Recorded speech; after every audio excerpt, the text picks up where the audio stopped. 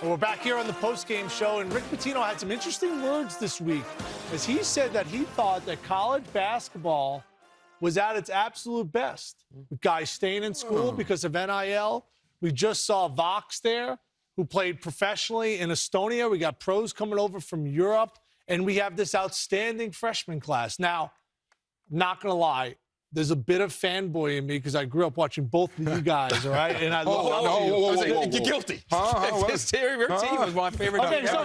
So me and Dallin. NBA Jam, bro. NBA Jam, hits the squad, bro. Damn, GA, we that old now. We that old. Hey, sorry. So Dallin and I, when we get a chance to be around this kind of royalty of guys we looked up to, when I look at this freshman class, I always want to take combos. I always want to say, who's that guy remind you of? Who does he remind you of? So I want to take two players, old school players or maybe current players. Who do the current guys remind you of? I'm going to start with you, Greg. I'm looking at Darren Peterson from Kansas. What two players could you combine that like remind you of a Darren Peterson? This was a tough one. And first, before we go there, listen, we're putting a lot of pressure on these young men because we're talking about Hall of Fame guys. This guy's getting paid, if he gets it to his potential, I'm going to say the two guys are D-Wade and SGA. This is a young man. Incredible athletic ability to go along with a tremendous skill set, a feel, and awareness for how to play the game of basketball. I got the chance to see him play at Prolific Prep, and I just marvel at his understanding of the game. He's never sped up. He doesn't rush anything. He understands time and score, and he does a great job of incorporating his teammates. And so when you look at a D-Wade, we know about the explosiveness and the competitiveness, but then you go SGA with the polish of his game, the skill set, the ability to create space and rely on that midi.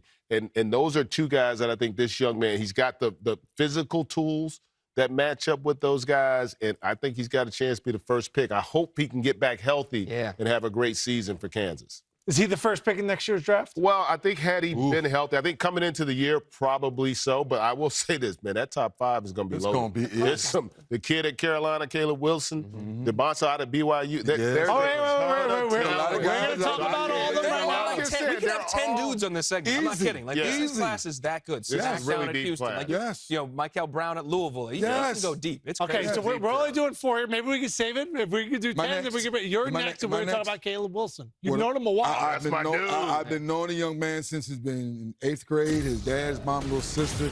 The kid could barely dunk the basketball when I first met him. So GA knows this. What's his secret sauce? He will outwork you. That's his secret sauce. He's in the gym before school, lunchtime. If the game's at 7, he's getting shots up at 2 o'clock before team practice.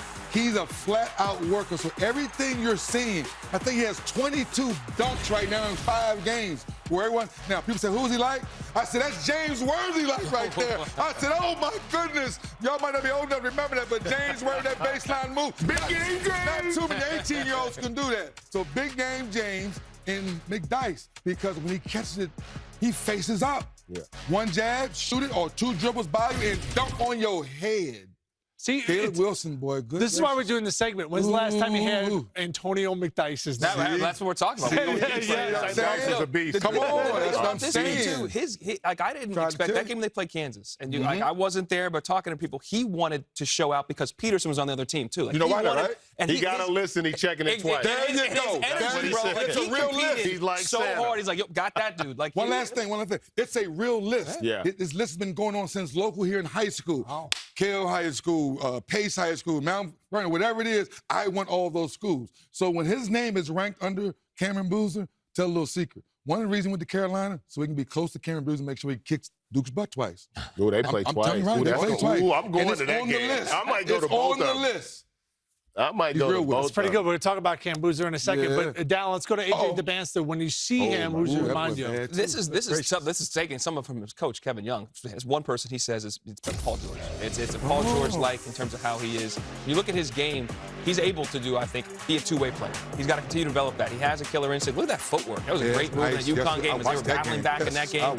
He's under control, and he had a really bad first half in that game. He did. But this guy knows that, okay, I'm this kind of player that I won't get sped up. I won't get frustrated.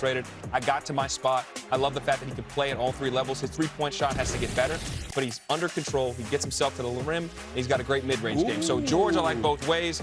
Pascal Siakam, a little bit of the game, Paul defensive G. side, his body. And I think he'll have a lot of growth. Like physically, these guys are all going to continue to develop. Yes. He'll have a bigger physical body that develops over time. Yeah, love that comparison. Obviously, Siakam's won an NBA championship. Paul George, well, he's great in the regular season. Sorry, Paul. Sorry, Paul. You know how many guys would take Paul George's career? At 99.999% of people. The one point that you made at the start of this segment, though, when you talked about Coach Pitino, who I actually would make an argument might be the greatest college coach ever. Not talking about just your record, but the impact and the level of winning he's put forth.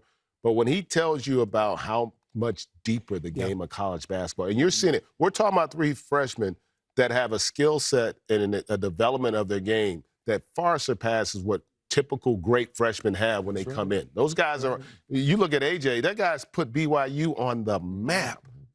You know, just because of who he is and what he can do. These kids are so skilled, and I hope for the college fans out there, you enjoy this. We saw it last year with an incredible Final Four. I think you're going to see more of that. There's so many teams that can win it. That's what makes the game great. Hey. Everybody's getting the bag now, you know what I mean? So you get that bag to stay in school. The bag has helped everybody stay in school. I'm going to give you one guy here. How about Cam Boozer? Obviously, his dad was a great player in the NBA, but when I watch him play, he's so consistent. You know, his emotion never changes. Can he dribble? Yeah.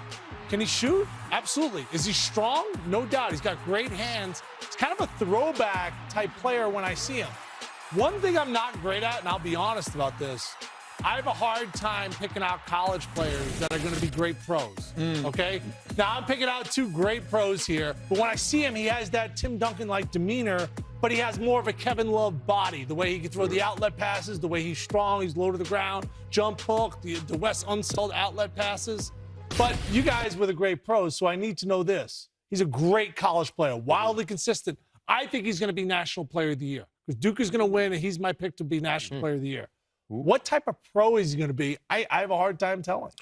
I think he's going to be a really good pro. I don't know that he's going to get to the level of a career that we saw from I'm going to say this. He ain't going to be a Tim Duncan. I will say, and that's no knock to Cameron, because I think Cameron's going to be phenomenal. But could he be a Kevin Love? Tim Duncan's arguably the best to ever play the game. Oh, right. I mean, that's a different level. But he's going to be a good pro. He reminds me a lot of his dad. He really does. But his dad played in a different era, right? But his game was similar. He was a really good face-up shooter. I mean, terrific. I mean, Carlos was a terrific shooter of the basketball. Really good rebounder as well. I think Cam's going to bring about all of that in his game. He's going to be a really good pro. I don't know what level. You never know until you get there. Right. You really don't, because we've seen a lot of guys had high expectations that don't quite get there. We've seen guys with lower expectations that exceeded. Look at Giannis. Giannis was a 16th pick. I know, but Giannis could, like, if he lived in a studio apartment, he could cook an egg, answer the front door. Like, he could close the window. He could do all that. But I think to your question, getting picked by the right team, having the right coach, and letting you do what you do. So in today's game, all of the quote-unquote best player on the team, the ball's in their hand. The ball's in Luka's hands. The ball's in Jason Tatum's hands. Even now with Kevin Durant in Houston, the ball's in his hand now. So how fast does Cameron Boozer handle the ball better? Otherwise, you have to be with a point guard that sets you up in a lot of pick-and-roll action in the NBA. I do think the one thing that he will do, just Carlos has hit this with both the twins, Caden and Cameron, since they were little kids. You guys are going to play the right way and understand how to play. So they both know how to play. So to your point, he could have a great career in the NBA, but it won't necessarily. He may not be the guy, but he will be a guy that will impact winning because he's done it everywhere. 4 straight high school championships. He's won everything because he's a winner. Right, Columbus High took care of business. Well, thank you for answering those questions for me. That was just, I wanted to hear what you think our job is up here. Yeah, but that's what I like to hear. That's when we're sitting around just chopping it up. You said you was a fanboy, so you had to think of a good question, and that's a good fanboy question. Thank you very much. Yeah, thank you. Good job, fanboy. By the way, Rick Pitino, the only coach to lead 2 different squads to national championships. Yeah. He's the only one to do it. So if he does it with St. John's, maybe, right now, probably John Wooden, Mike Krzyzewski, Bobby Knight, are in that conversation. Greatest college coach of all time. Calhoun had a pretty good run. But you said something earlier. To get a kid to want to come to St. John's and where St. John's is located, So it lets you know you're This coming ain't the to Big East Come on, St. there, John's from back when the there Big you East go. was They let you know. started. he's Easy still to go to getting it St. done. John's. A little Yeah, you different got, now. You got Mike You Rapoli can take there. the money You out got of Mike that now. Rapoli It's there. allowed some plastic now. in there. Easy to go to Some St. plastic John's. in there. Allowed now. Ain't no Yeah. plastic in there, is it? You really carry that thing around everywhere. Yeah, now we leave it here for the prop. Is it? Yeah. No doubt. Come That's on how you- back. Big that's East how you get into the basketball bars at all night. season long on TNT Sports.